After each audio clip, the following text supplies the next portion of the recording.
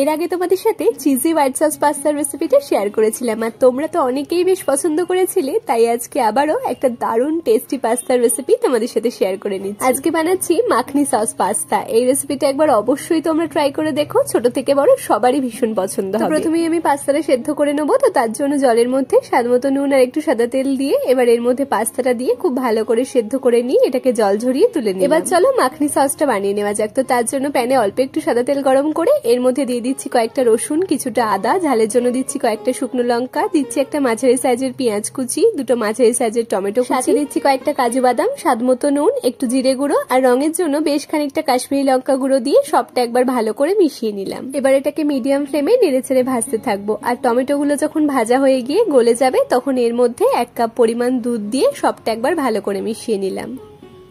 এখন এটাকে চাপা দিয়ে 10 মিনিটের জন্য রান্না করে নেবো। আর 10 মিনিট পর সবটা ভালো করে সেদ্ধ হয়ে গেলে তারপর এটাকে নামিয়ে ঠান্ডা করে নিলাম।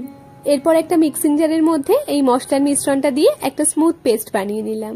এবার চলো তাহলে পাস্তাটা বানিয়ে নেওয়া যাক। তো তার জন্য কড়াইতে সাদা তেলের মধ্যে অল্প একটু বাটার দিয়ে এরপর এর মধ্যে একটু গাজর কুচি, একটু ক্যাপসিকাম কুচি, একটু সুইট কর্ন আর স্বাদ মতো নুন দিয়ে সবটা একবার ভালো করে মিশিয়ে নিলাম। এখন মিডিয়াম ফ্লেমে নাড়াচাড়া করে গাজর আর ক্যাপসিকামটা হালকা একটু ভাজা ভাজা মতন হয়ে এলে তারপর এর মধ্যে আগে থেকে বানিয়ে রাখা মশলার মিশ্রণটা দিয়ে দিলাম। আর সাথে দিচ্ছি কিছুটা পিৎজা সস, দিচ্ছি একটু করে অরিগানো, চিলি ফ্লেক্স আর একটু কাসুরি মেথি। এবার সমস্তটা একবার ভালো করে মিশিয়ে নিয়ে গ্রেভিটাকে একটু ফুটিয়ে ঘন মতন করে নেবো। তারপর এর মধ্যে দিয়ে দিচ্ছি কিছুটা মোজারেলা চিজ আর সাথে দিচ্ছি একটা স্লাইস চিজ আর সেদ্ধ করে রাখা পাস্তা। এবার একটু সময় নিয়ে পাস্তার সাথে সমস্তটা একবার ভালো করে মিশিয়ে নিয়ে গ্রেভিটা আরো একটু ঘন মতন হয়ে এলেই পাস্তাটাকে নামিয়ে নিলাম। তাহলে কত সহজেই তৈরি হয়ে গেল আমাদের দারুণ টেস্টি মাখনি সস পাস্তা। তোমরা একবার অবশ্যই পাস্তার এই রেসিপিটা ট্রাই করো আর আমাকে কমেন্টে জানিও কেমন লাগে। আর হোয়াইট সস পাস্তার রেসিপিটা যারা এখনো দেখোনি তাদের জন্য এই ভিডিওর নিচে লিংক দেওয়া রইলো, চাইলে দেখে দিও। তাহলে আজকের মতো এটুকুই, দেখা হচ্ছে আবার কাল নতুন একটা রেসিপি নিয়ে।